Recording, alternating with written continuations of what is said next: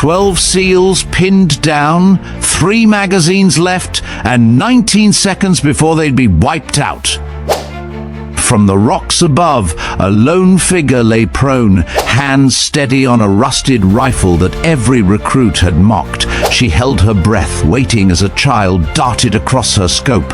One wrong pull and she'd kill the innocent. One hesitation and the seals would die. And then she fired. That single shot didn't just tear open an escape.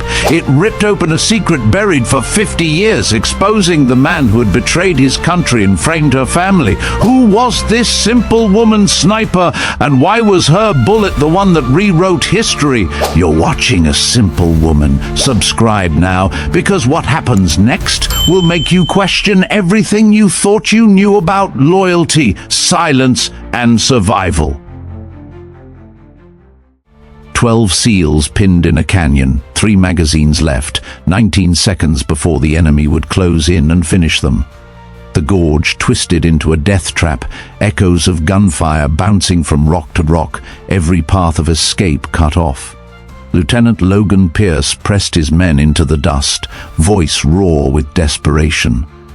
"Lord, save us," he muttered, a prayer more than an order. And then, from the ridgeline above, a single silhouette rose against the bleeding sky. She lay prone on the stone, hands steady on a rifle that looked as old as the war itself. The weapon was a Ward 92, its steel scarred and its stock darkened by years of use. A relic that every recruit had laughed at. But in that moment, when the SEALs had no hope left, the relic spoke. Rhea Calder pressed her cheek to the weathered stock, finger brushing the trigger as a child suddenly stumbled across the courtyard below, chasing a ball. For a heartbeat, the world froze. If she fired, she might kill the innocent. If she hesitated, 12 men would die. She held her breath, eyes unblinking, and shifted her aim by the width of a hair. The shot thundered down the canyon, but it did not strike flesh. Instead, it slammed into a hanging bell above the enemy's line. The clang ricocheted like thunder, drawing heads and rifles toward the wrong direction. In that sliver of silence, she fired again. The second bullet found the enemy commander's chest, dropping him before he could shout. Confusion split the lines, the SEALs scrambled, and suddenly the death trap cracked open. Isaac Vale, crouched beside the SEALs, turned in stunned disbelief. He had seen calculations fail, HUD displays stutter, drones give false readings. But he had never seen someone read the air itself, trace invisible currents, as if the valley whispered its secrets to her alone. The SEALs ran, boots slamming the dust, guided by the window she had carved. Mason Cade cursed under his breath, not because he wasn't saved, but because he couldn't accept that an antique shooter had outperformed his cutting-edge rifle. By dusk, the team was alive, bloodied, shaken, but alive. They gathered in the shadow of a ruined stone hut, patching wounds under fading light. Rhea sat apart, cleaning the rifle with deliberate patience. Mason scoffed, kicking at the dirt. "Lucky shot, that's all. First the bell, then their captain. No one reads mirages through cracked glass." Rhea Calder, calm and sharp-eyed, glanced at him. "Luck doesn't strike twice in 10 seconds. Her gaze turned to Rhea. "What did you see up there?" Rhea didn't look up. The wind, the way it curved off the canyon wall, the way sound bends before air does. You don't need glass to hear it, you just have to listen. Isaac leaned closer, voice low with awe. "She's not guessing, she's mapping." Before anyone could ask more, headlights flickered down the distant road. An armored convoy rumbled past, unaware of the battle that had nearly consumed the gorge. Lieutenant Pierce ordered silence until the engines faded, then faced Rhea fully. "You just saved us. If you hadn't fired—" He trailed off, swallowing hard. "Who taught you?" Rhea's hands stilled on the rifle. She pressed her thumb against the engraved letters cut deep into the steel. "EU Black Choir, 74. Her jaw tightened. "My grandfather, Elliot Ward. He taught me to hear the hush." The name dropped like stone into water. Isaac frowned, recalling whispers. Mason sneered as if hearing a myth, but Pierce went pale. Black Choir was a ghost story, an operation buried in secrecy, tied to betrayal no one dared name. That night, as the desert winds hissed through broken rafters, Rhea unfolded a strip of silk hidden in the stock. Circles and arrows marked it like a map of invisible rivers. She traced them with her finger, the lines glowing faintly in moonlight. Beneath the fabric was a slip of paper, her grandfather's hands scrawled across it. "Don't kill truth to win a war. Hear the wind." She closed her eyes, the words pressing into her heart like the weight of the rifle itself. What she carried was no relic. It was a key. And tomorrow, she knew, the man who had buried her grandfather's name would be watching her with cold eyes. Morning broke grey over the desert camp, the air brittle with dust and exhaustion. The SEALs packed their gear in silence, their eyes lingering on the woman who had appeared from nowhere and turned certain death into survival. Rhea Calder strapped the Ward 92 across her back, its scarred metal gleaming faintly as if the rifle itself had endured one more war. She felt their stares but offered no explanation. The less they knew, the safer it was. Inside the command tent, the air stank of diesel and sweat. Colonel Adrian Cross loomed over a table strewn with maps, his expression carved from stone. He barely acknowledged Lieutenant Pierce's report before his gaze locked on Rhea. His lips curved in something that was not a smile. "So, the mysterious sharpshooter who saved my men." His tone was praise layered with suspicion. "You handle a relic as if it were new issue. Where did you learn to shoot like that?" Rhea kept her voice even. "Family." Cross's eyes flicked to the rifle, his brow furrowed at the engraving near the stock, a shadow of recognition crossing his face before he masked it. "Family," he repeated softly, as if tasting the word. Then louder, "You'll join us for the debrief." The debrief wasn't a debrief. It was an interrogation dressed in protocol. Cross asked again and again how she read the winds, how she adjusted without instruments, why she had hesitated at the child before firing. Each answer she gave tightened the coil in his stare. Isaac Vale, seated at the edge of the room, recognized it too. Cross wasn't measuring her skill, he was measuring her threat. Later that evening, Mira Hen found Rhea sitting alone by the ruined hut, running an oiled cloth down the barrel.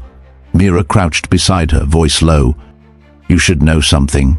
I've seen records. That rifle, Ward 92, was issued during Operation Black Choir, 1974. The man who carried it was marked a traitor. Elliot Ward." Rhea's hands froze. Her grandfather's name on someone else's lips was a blade. Mira didn't flinch. "I thought it was a ghost file. But you carry his rifle. You know, don't you?" Rhea nodded once. She reached into the hollow stock and pulled free the silk strip, spreading it across her knees. The symbols glimmered in starlight, circles and arrows mapping invisible forces. Beneath it she placed the slip of paper. Mira read the words aloud, a whisper carried on wind. "Don't kill truth to win a war, hear the wind." "They branded him a traitor because of Cross," Mira said, her tone like steel. "I can't prove it yet. But Black Choir went wrong under his command, and your grandfather took the fall. Now Cross is watching you, waiting for you to stumble so he can bury the Ward name twice." The revelation burned in Rhea's chest. For years, she had trained in silence, carrying Elliot's lessons in secret, never daring to speak his name outside whispers. Now the same man who had erased him stood above her, cloaked in medals. At dawn, Cross convened the recruits in the valley. Mason Cade stretched arrogantly, his carbon fiber rifle slung over his shoulder. Isaac adjusted his instruments, eyes tired, but determined. Mira stood at Rhea's side, silent support. Cross's voice cut the cold air. "From this moment, you are intake for Project Hush. This program is not on record, not in any ledger. It cultivates shooters who can read beyond data. Most fail, some break, a very few endure. Legacy does not entitle you. Legacy means nothing here." His gaze speared Rhea, not even Ward's. The valley fell into silence. Frost glittered on the grass. The fog rolled like smoke, and in that hush, Rhea felt her grandfather's presence stronger than ever, as if the air itself carried his voice. She pressed the silk strip into her pocket and gripped the Ward 92. Whatever Cross intended, she would face it. Not to clear her name, to clear his. Fog rolled down the valley in slow, coiling rivers, muffling sound and swallowing the world into grey. Master Sergeant Flint Acker, the trainer assigned to Project Hush, stood with arms folded as the recruits filed onto the range. His breath came out in clouds, his voice a growl. No optics, no thermal, no HUD. Tonight you see what silence shows you, or you don't see at all. Mason Cade scoffed as he powered down his sleek digital scope, shaking his head. This is pointless. You want us to hit targets blind? Acker's pale eyes locked on him. Noise will lie to you, trust it and you're dead. He turned his gaze on all of them. Find the hush, or fail out now. The recruits spread into position. Targets had been hidden in the tree line, painted to vanish against bark and stone. Even at 600 meters, they looked like ghosts, nearly invisible in fog. Mason cursed under his breath as he tried to peer through powerless glass, his hands twitching toward controls that no longer responded. His first shot cracked wide, exploding dirt 30 yards from steel. His second buried into a tree. His third didn't even echo on metal. Rhea Calder steadied herself next. She lay flat, slowing her breathing until it matched the rhythm of the fog drifting past. Her first shot missed, but her second rang faintly, clipping a target's edge. The third went wide again, but she rose calm, unaffected. Nolan Price tried with brute force, relying on muscle memory and instinct. He squeezed off 3 rounds quick, but none found steel. Bark shredded, stones sparked, but silence was his answer. He cursed softly and fell back. Then it was Rhea Calder's turn. She lay prone, the Ward 92 heavy against her shoulder, the stock pressing into her cheek like an anchor. She closed her eyes. The others stared, confused. Mason muttered, "She's sleeping through it." But Rhea wasn't asleep. She was listening. A stream gurgled faintly in the distance, its sound shifting when the wind bent. Leaves rustled east to west, then stilled as a gust passed through. Even the fog carried texture, the way it curled tighter around ridges before loosening again. Her heartbeat slowed until it matched that rhythm. She opened her eyes, lifted the rifle, and fired. The crack shattered the hush. A half-second later, steel rang true from the darkness. The recruits jerked their heads toward the sound. Mason's smirk evaporated. Rhea adjusted slightly, letting the fog drift through her scope. She fired again. Another clang answered from a second target, sharper, clearer. Acker's expression didn't shift, but he leaned ever so slightly forward. "Again," he said. Rhea's third shot broke into the night, steady as breath. The valley held its silence for a heartbeat, then answered with the clean ring of steel struck dead center. She exhaled, calm, almost serene. The exercise ended with murmurs spreading among the recruits. Mason's fury was palpable. He threw his rifle down, muttering about luck, about tricks. "You can't draw maps in the dark," he spat. But Acker cut him off. "Luck doesn't group steel like that. Calder heard what you didn't. That's the hush." The words landed heavy. For the first time, Mason had no retort. Later, back in the barracks, the recruits sat in rare silence. Rhea unwrapped the silk strip from her pocket, laying it across her bunk. Circles and arrows glowed faintly in the lamplight. She traced them with her fingertip, remembering Elliot Ward's lessons whispered in childhood. Isaac Vale leaned over, eyes sharp. "You're not guessing," he murmured. "You're mapping the air. Every swirl, every break, like currents of a river." Rhea didn't look up. It's always been there. People just don't stop talking long enough to hear it. The room was quiet then, filled not with ridicule but with an unease that felt like respect. They had all seen it. The hush wasn't myth, it was real. And for the first time, they realized Rhea wasn't just carrying an old rifle. She was carrying a legacy none of them fully understood. The fog lifted by morning, leaving the valley raw and exposed. The recruits trudged back to the compound, their boots crunching on frost. the silence between them thicker than the air. Mason Cade stalked ahead, muttering under his breath, anger simmering over his failure. Rhea Calder carried the Ward 92 on her shoulder, her pace calm, though inside she could still feel the echo of last night's shots thrumming in her chest. Colonel Adrian Cross was waiting. He stood in the courtyard, hands clasped behind his back, his medals dull under the weak sun. His gaze slid across the group and fixed on Mason. "Report." Mason stiffened. "We were blind out there, sir. No optics, no tech. It was a setup to make us fail." Cross tilted his head. "And did you fail?" Mason faltered, lips tightening. He wanted to deny it, but the memory of steel ringing for Rhea and silence greeting his own shots burned too fresh. Cross's eyes shifted to Rhea. "And you, Calder? Did you fail?" Rhea met his gaze steady. "No, sir." Something flickered behind his eyes, recognition perhaps, before he nodded sharply. "Dismissed." Debrief at 1600. The recruits scattered. Isaac Vale lingered beside Rhea, his voice low. "He was watching you, not us. He knew you'd succeed." That evening, Mirahen pulled Rhea aside into the comms wing, a narrow hall humming with faint static. She shut the door and whispered urgently, "I found something." On her tablet, a signal trace flickered, pulsing like a heartbeat. "This beacon is broadcasting on encrypted bands. It's piggybacking on our training data." Rhea frowned. "From where?" Mira zoomed in. A laptop ID flashed on screen. Mason's. Rhea's stomach tightened. "So he's leaking our position, or he's being framed," Mira said grimly. "I checked Elliot Ward's old field notes. In Blackquire, 1974, a beacon just like this betrayed their location.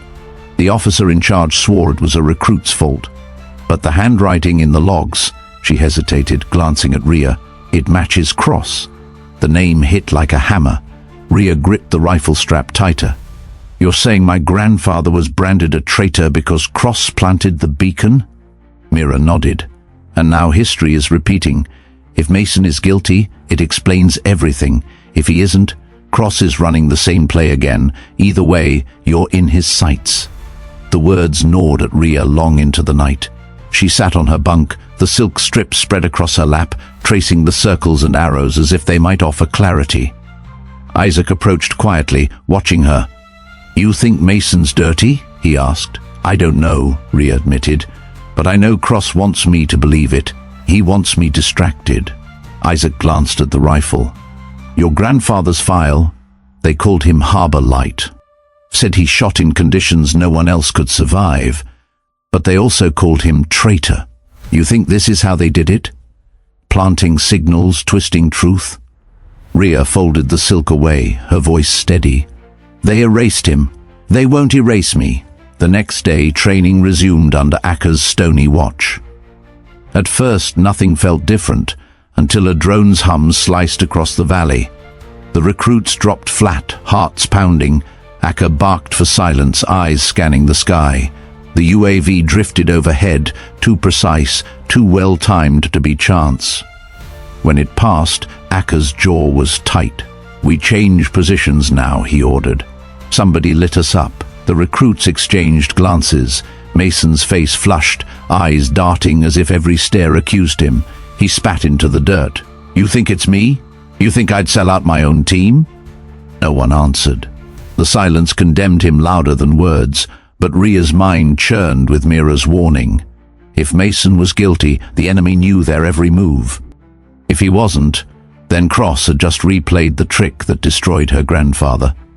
Either way, the past was alive again, stalking them in the present. That night, as the barracks settled into uneasy sleep, Rhea sat awake, her rifle across her knees. She could hear the whisper of the wind through the cracks in the walls, carrying memory like smoke. Elliot Ward had lived through this once, and it had cost him his name, his honor, his life. She clenched the rifle tighter. This time she swore the truth would not be buried. The order came at dawn, delivered in Colonel Adrian Cross's clipped tone that carried no room for debate. "Target compound, southeast ridge. You will fire at window 0700. It is the only viable opening." The recruit stood in stunned silence. The map pinned on the wall showed a heavily defended facility carved into stone. Cross tapped the coordinates with a gloved finger. This is the shot that proves whether Hushline has teeth. Do it clean, or don't bother coming back. His eyes lingered on Rhea Calder, as though the mission was meant for her, alone. Mason Cade leaned toward Isaac Vale as they filed out. Finally, a chance to show her the relic can't keep up. His voice was sharp, desperate to reclaim pride. They moved into position before sunrise, the valley still wrapped in a haze that shimmered with shifting mirages. The compound below bustled with guards, but the one window Cross insisted on was a slit above the command hall. Isaac crouched with his instruments, calculations spilling across his tablet. He frowned almost immediately. Cross says the window opens at exactly 0700, but the airflow here is wrong. Thermal spikes are all over the place. Any shot taken will drift left at least 2 meters. Mason rolled his eyes, adjusting his pristine scope. Or maybe you just don't know how to run the math. Rhea lay prone beside them, pressing her cheek to the scarred stock of the Ward 92. She didn't look at Isaac's screen or Mason's smug expression. She stared at the silk strip spread across the dirt, tracing the circles with her finger. The valley whispered to her, a crosswind rolling off the ridge, an updraft swirling like a spiral. She shook her head. It's a trap. They've staged something to bait us. Mason snorted. You're just scared. I'll take the shot. He lined up, breath held, finger tightening on the trigger. Rhea's hand shot out, gripping his barrel and dragging it into the dirt. Just as the clock ticked over, Mason cursed, jerking back. What the hell are you doing? The answer came a heartbeat later. The compound erupted in a storm of gunfire. Mortars thumped, artillery flared, and the very ridge they lay on shook with the force of pre-sighted counter-battery fire. The air where Mason's shot would have traveled lit up with tracer rounds, a lethal net that would have shredded their position. Isaac's eyes widened. If you'd fired, they would have known our exact nest. Mason's face drained of color. He shoved Rhea's hand away, rage mixing with disbelief. You think you're some prophet? You almost cost us the mission. But Reka Mora's voice cut through, calm and fierce. She just saved your life. Again. The team scrambled back from the ridge as the bombardment raged. Dust filled their lungs, smoke curled around their helmets. Akka herded them into cover, his jaw rigid. When the barrage finally ceased, Cross's voice crackled in their comms, smooth and cold. Report. Why was the shot not taken? Rhea seized the mic before anyone else could answer. Because it would have exposed the team. The valley was hot, sir. It was a kill box waiting for us. Silence on the line. Then Cross replied, his words like ice. You were ordered to fire. Akka cut in, his voice stone. Orders don't matter if they're suicide. My team survived, sir. The channel snapped off. Back at camp, tension wrapped the air tighter than barbed wire. Mason avoided everyone's eyes, his shame buried under fury. Isaac sat with his data spread across the table, muttering that the readings had been too precise, too perfectly aligned with the enemy's counterfire. It was staged, he said at last. Cross knew. He set us up to take that shot. Rhea felt the truth settle in her bones. It was Black Choir all over again, a beacon planted, a false order given, and then the slaughter. Only this time, she had stopped it before the trap closed. Mira Hen cornered her after lights out, voice urgent. He's tightening the net. You embarrassed him, and now he'll use it to crush you. Be ready, Rhea. He wants you to either obey and die, or disobey so he can brand you a traitor like Elliot. The words echoed long after Mira left. Rhea sat on her bunk, rifle across her lap, staring at the scarred metal engraved with her grandfather's name. She pressed her palm against it, whispering into the silence, They won't erase you again, not through me. Outside, the wind shifted, curling around the barracks like a warning. Tomorrow would bring another order, another trap. And she knew Cross was running out of patience. The air at Kestrel Peak was thinner, sharper, a knife of cold cutting through their lungs as the team hauled gear up the jagged slopes. Rhea Calder felt the weight of the Ward 92 digging into her shoulder, every step echoing with her grandfather's ghost. Below them, Clouds gathered in the valley, pale rivers twisting in the dark. Akka's voice carried through the comms, low and steady. "We set up here. Compounds in the basin. Target will appear at dawn prayer. Distance 3.9 kilometers. You get 5 seconds. No more." They dug shallow hides into the rock, scraping with entrenching tools until they vanished into stone and snow. Isaac Vale spread his instruments. The glow of his tablet dimmed to keep from betraying them. His readings scrolled like a fever. Wind shears unstable, pressure dropping fast. There's a microburst forming. Mason Cade scoffed from his nest. "You always read storms in tea leaves, Vale?" Isaac shook his head, adjusting sensors. "Not tea leaves. Listen." A sudden roar cut across the canyon. Air slammed into them like a fist, rattling rifles tearing at fabric. The valley shuddered as if the mountain itself had exhaled. Snow dust lifted and whirled, scouring their eyes. Rhea pressed flat to the earth, heart pounding. "That's it," Isaac whispered. "Microburst. If anyone had fired just now, the round would have veered off by 30 meters. Akka's voice came through, calm but clipped. "Hold positions. Watch the timing. It may not be the last." As if on cue, headlights appeared below, winding up the mountain road. An enemy patrol truck crawled higher, beams slicing across the slope. Rhea's breath froze. The path cut dangerously close to their hide.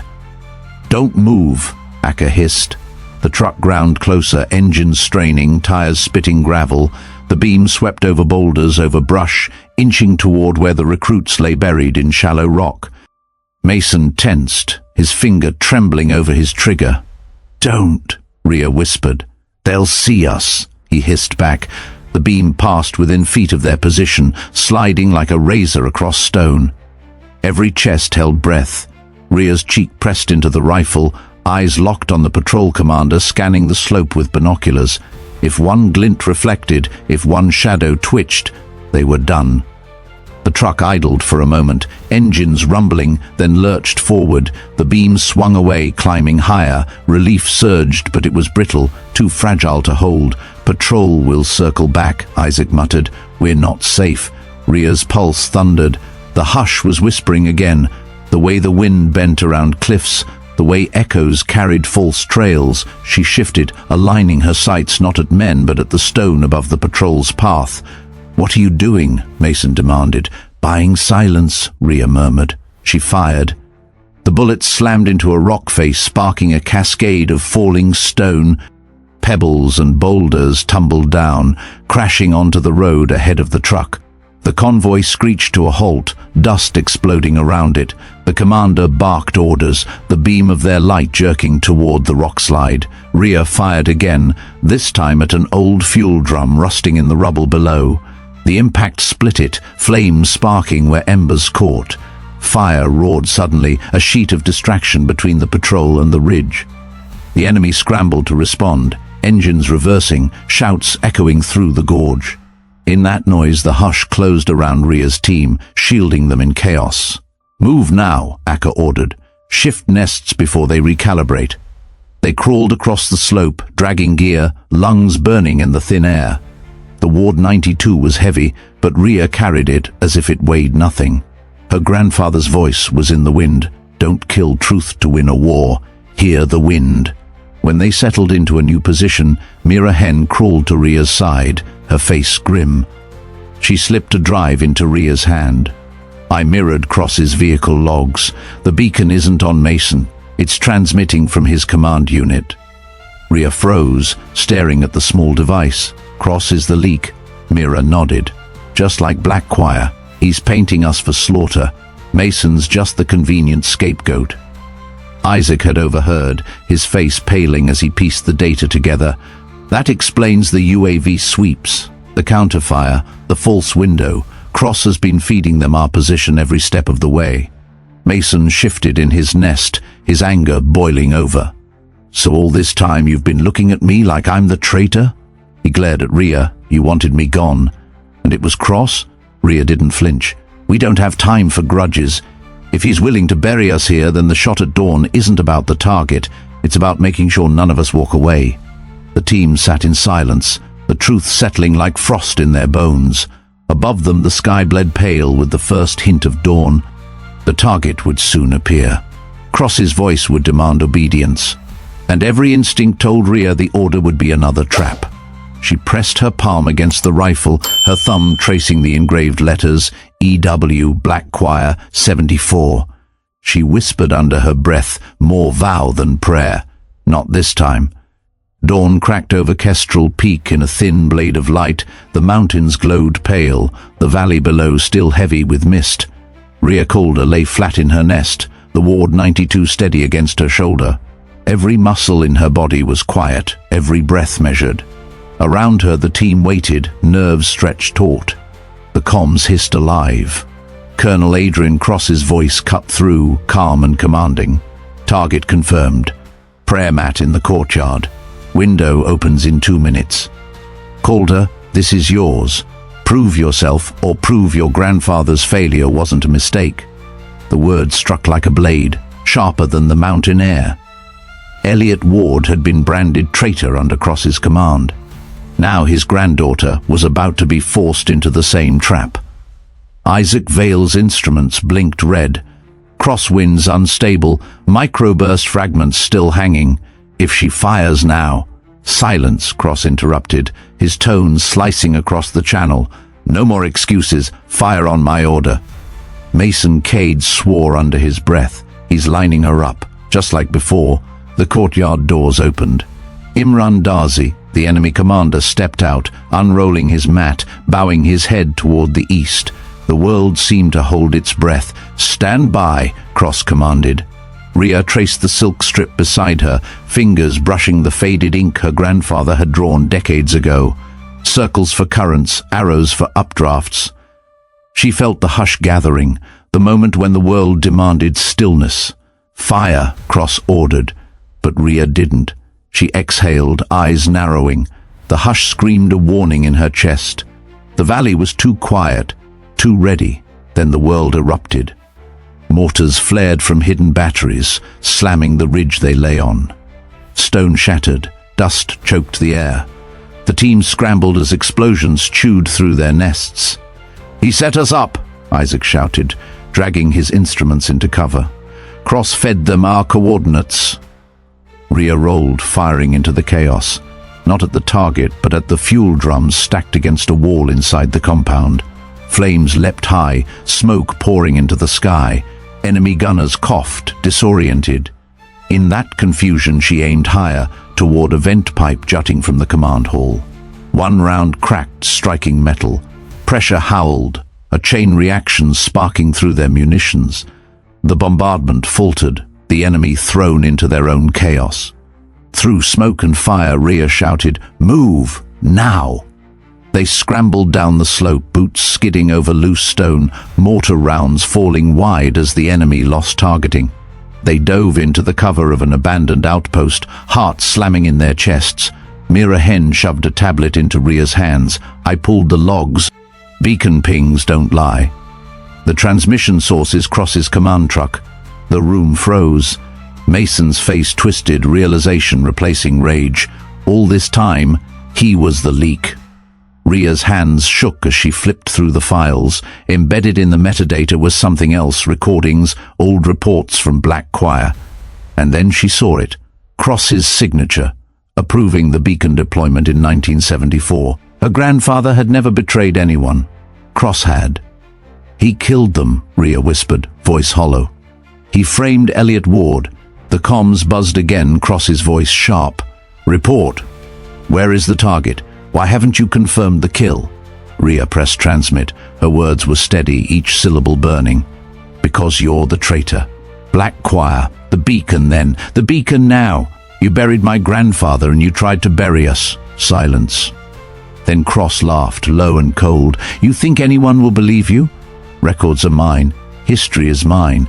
When you're ash in this mountain, so will be your truth." Gunfire erupted outside as Cross's personal guard stormed the outpost. The team fired back, holding the line. Mason, for the first time, fought shoulder to shoulder with Rhea, covering her flank.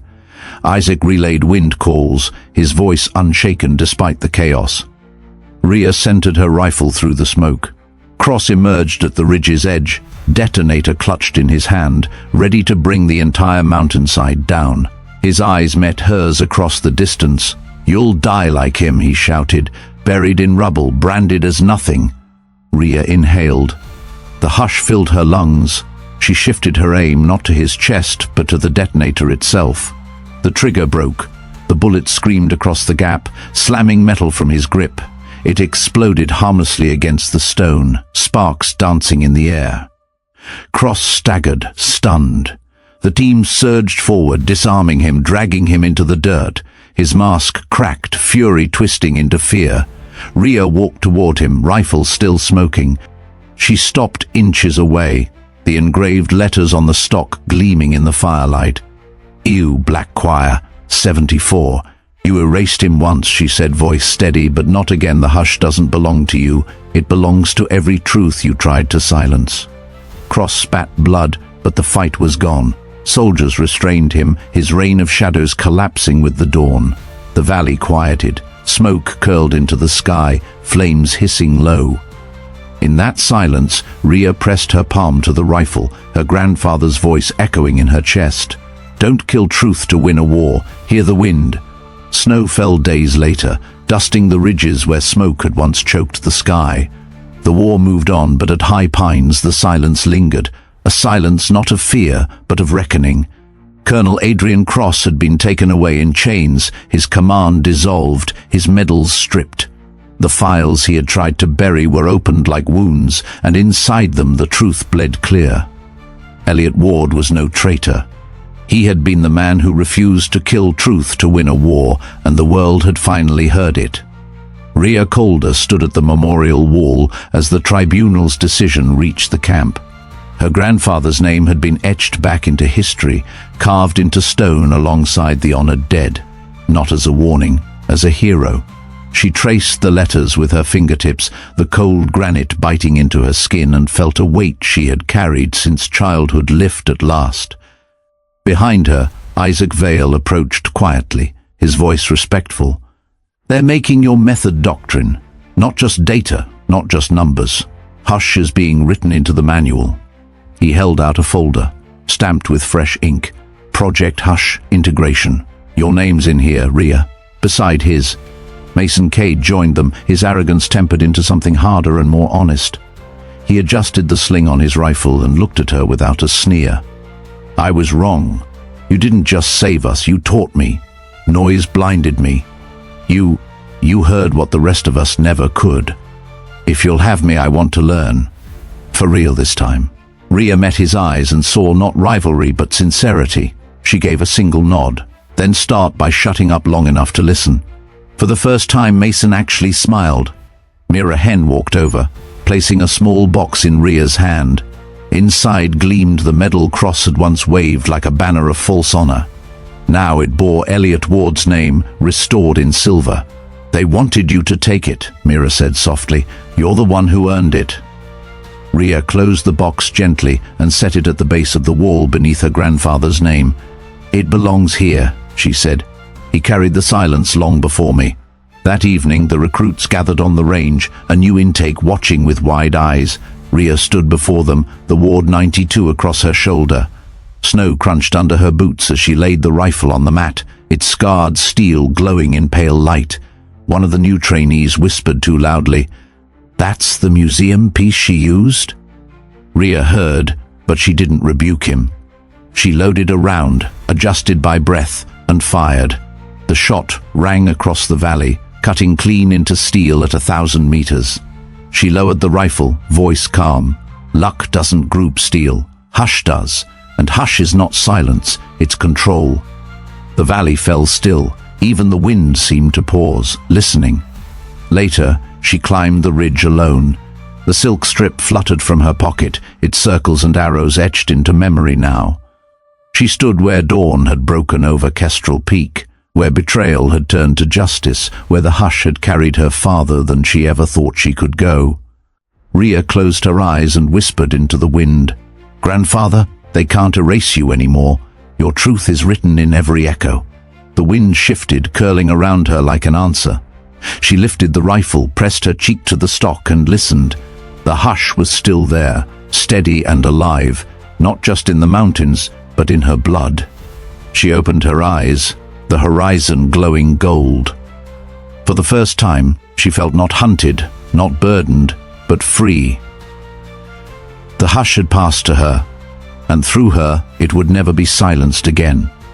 And that is how one woman, with nothing but a scarred rifle and the courage to listen to silence, carried her grandfather's truth out of the shadows and into history. What started as a desperate prayer in a canyon became the shot that shattered betrayal and restored a name buried for 50 years. Thank you for watching this story with us. If it moved you, don't forget to subscribe to A Simple Woman so you never miss the next chapter of courage, legacy, and impossible choices. I'd love to hear your thoughts in the comments. Do you believe the hush is something anyone can learn, or is it a gift passed down through blood and sacrifice? Stay with us, because on the screen now you'll see more stories waiting, each one carrying its own moment of silence, its own impossible twist. Click through, keep watching, and join us again in the places where history whispers and a simple woman dares to listen.